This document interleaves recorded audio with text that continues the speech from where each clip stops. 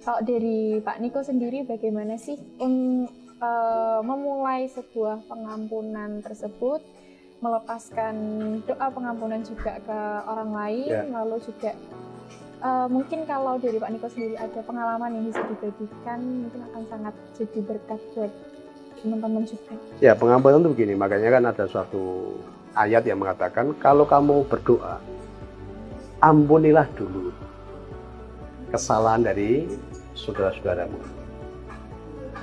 Jadi kita percuma menghadap Tuhan kalau di dalam diri kita itu dipenuhi dengan kemarahan, kebencian, sakit hati, kepahitan. Ini Tuhan kata percuma gitu. Kamu datang kepada aku tapi hatimu dipenuhi tadi dengan membawa sampah. Dan bawa sampah tadi kan itu. Maka itu perintah itu. Kalau kamu berdoa, kalau kamu menghadap aku, ampuni dulu itu. Jadi itu hal yang pertama. Yang pertama, pengampunan itu yang pertama.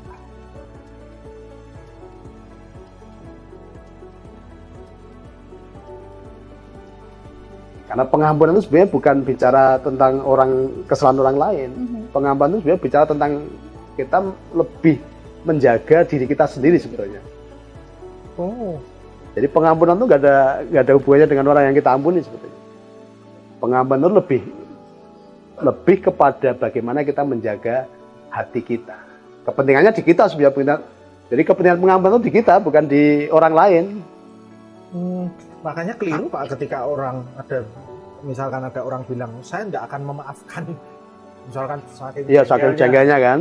Nah, berarti iya dia nyimpen sampah. Itu akan membebani hidupnya ini kan. Ketika dia ingat orang itu kan selalu itu menjadi beban yang berat. Ya. Makanya ketika pengampunan tidak dilakukan, berkat-berkat pun nggak akan turun. Karena apa? Ada sumbatan di situ. Bahkan ini sama dengan orang menyimpan sampah. Sampah itu lama-lama disimpan akan membusuk. Makanya yang sering saya temukan saat saya melayani, memberikan konsultasi untuk orang-orang yang sakit kanker, itu faktor penyebab utama paling banyak adalah karena dia tidak bisa mengampuni. Jadi ada kebencian, ada kepahitan yang disimpan dalam hatinya. Lama-lama kan nggak kuat itu, membusuk. Makanya ketika membusuk, dasarnya apa? Jeblos. Ya, keluar dalam bentuk kanker. Nah, ketika saya sudah kasih pengampunan, bisa sembuh. Efek ke fisik ibaratnya. Efek ke fisik. Gitu. Nah, itu sumber penderitaan karena apa? Karena hati kita dipenuhi dengan kemarahan, kebencian, sakit hati tadi. Jadi pengampunan itu lebih ke kita sebenarnya, bukan ke orang yang bersalah dengan kita. Jadi memang benar-benar yang namanya pengampunan tadi balik lagi ya Pak, itu atas kontrol kita sih. Iya, pengampunan itu urusan kita sebenarnya, bukan urusan orang yang kita ampuni gitu loh. Betul. Urusan hati kita sebenarnya. Maka jagal hatimu dengan segala kewaspadaan. Karena dari situlah terpancar kehidupan. Menarik ini Pak, ibadah sebenarnya fokusnya bukan lagi ke diri sendiri ya. Bukan diri sendiri. Jadi ini nyambung nggak sama pernah Pak Niko statement itu? Doa kan juga termasuk dalam ibadah ya? Ya, doa juga ibadah. Doa itu untuk orang lain.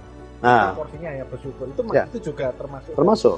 Justru selama ini banyak orang kan berdoa pun masih egois kan, hanya untuk dirinya sendiri. Aku. Maka di tempat kita rubah. Jadi berdoa yang dasar itu ya ketika Anda berdoa untuk siapapun itu, meskipun orang yang menjengkelkan sekali, orang yang pernah menyakiti kita sekali, kita doa. Level paling sulit kayaknya Pak itu Pak. Nah, tapi perlu. Dan itu pun kadang orang berdoa juga udah dapat pelajaran dari saya ya, mendoakan orang-orang yang menzalimi kita ini. Tapi dalam hatinya saya doakan nanti biar Tuhan marah ke dia. Iya, nah itu seperti apa juga? Enggak, justru kita mintakan pengampunan ke orang itu. Tuhan ampuni dia Tuhan. Karena apa yang dia lakukan kemarin, mungkin juga dia tidak tahu bahwa itu adalah kesalahan. Jadi bukan kita berdoa supaya Tuhan hukum dia, bukan. Dilaknat Tuhan. Ya, jadi justru kita pun mintakan pengampunan juga ke orang itu. Karena mungkin yang dia lakukan itu di luar kontrol kesadarannya. atau yang dia lakukan mungkin dia tidak tahu bahwa itu salah. Karena sebenarnya saya memandang semua manusia itu baik. Jadi semua manusia itu baik adanya sebetulnya. Ketika dilahirkan itu semua manusia baik adanya. Nah, orang menjadi tidak baik itu kan karena banyak faktor. Karena kepepet, karena pengaruh lingkungan, karena kondisi kan itu. Jadi maka saya selalu melihat orang itu semua itu baik. Nah, faktor-faktor yang membuat tidak baik itu apa? Ini harus kita hilangkan gitu. Kan nggak ada orang sejahat apapun kan nggak ada apa istilahnya mereka pengen ada di sana kan nggak. Artinya dia pun juga pengen keluar dari kondisi itu kan itu. Cuma kan belum tahu caranya dan belum ada yang membimbing, belum dapat membimbing bagaimana cara keluar dari situasi itu, dari kondisi itu kan itu kan.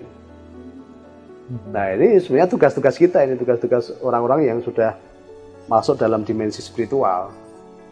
Bagaimana bisa membawa mereka keluar dari kondisi itu.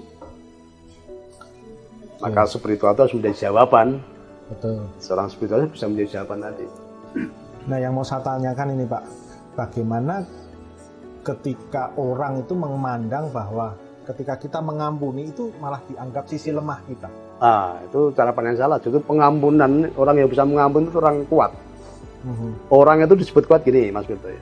Orang itu disebut kuat ketika dia bisa melakukan pembalasan, ketika dia punya kesempatan untuk membalas, dia punya kesempatan untuk melakukan perlawanan, tapi dia tidak lakukan, itu yang disebut orang kuat. Dia punya power untuk balas nih, dia punya kesempatan untuk membalas nih.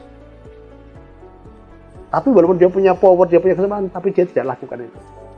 Kadang saya sendiri sebagai manusia itu menghambat hati untuk memaafkan orang karena saya berpikir kadang orang itu perlu efek jera.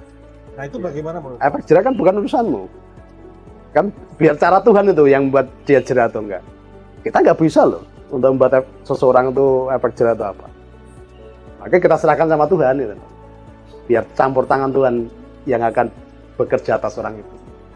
Maka dengan doa tadi Tuhan, aku sudah mengampuni Tuhan dan aku juga mohon sama Tuhan, Tuhan mengampuni dia. Aku serahkan dia ke dalam tangan kasih-Mu. Sudah, habis itu lepas. Karena hanya tangan kasih Tuhan yang bisa mengubah orang itu, bukan kita. Justru ketika orang salah dengan kita balas dia supaya itu justru semakin menjadi itu. Tapi hanya dengan kasih. Orang sejahat apapun.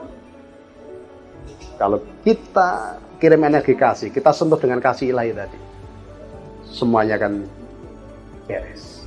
Itulah yang disebut orang kuat. Nah, pengampunan tadi kan sebenarnya kita punya power sebenarnya untuk membalas tadi kejahatan dia tadi. Kita punya kekuatan yang sama mungkin atau mungkin lebih tinggi. Tapi kita lebih memilih ke mengampuni gitu loh, tidak melawan, tidak membalas. Itulah yang disebut orang kuat. Jadi kalau kita disakiti orang, kita membalas sakiti, kita ini nggak kuat ya, kita levelnya sama dengan dia. Rugi ya Pak ya? Rugi. Apalagi yang menyakiti itu levelnya di bawah kita, kalau kita balas, ya udah level kita sama dengan mereka kan gitu. Tapi justru disebut kuat itu ketika kita punya kesempatan untuk membalas, atau punya kekuatan untuk membalas. Tapi kita memilih untuk mengampuni, tidak melakukan pembalasan. Itulah yang disebut orang kuat. Ketika kita mengampuni seseorang, apakah kuasa dari pengampunan itu bisa juga mengubah orang itu jadi menghilangkan sifat-sifat buruknya dia? Pasti bisa, pasti bisa. Asal setelah kita mengampuni, kita membangun hubungan baik loh ya. Jadi mengampuni itu nggak hanya sudah di kata-kata. Seringkali banyak orang mengampuni hanya di kata-kata saja. Betul. Saya katakan ketika bagaimana cara ngecek kamu sudah mengampuni total atau belum. Pertama, cek ketika kamu dengar namanya, kamu udah nggak sakit. Oke, oh Pak, saya dengar namanya udah nggak sakit. Oke, yang kedua cek, kamu coba lewat depan rumahnya, masih ada sakit nggak? Oh Pak, masih ada Pak, belum total pengampunannya. Nah, naik lagi ketemu. Paling berat. Ya, ketemu. Lalu kalau mau ketemu masih ada rasa nggak enak, belum selesai pengampunan. Nah, level yang tertinggi adalah mengasihi. Ya, kasih sesuatu orang yang tadi pernah menjadi kita. kasih sesuatu. Dan saya sudah sering melakukan itu.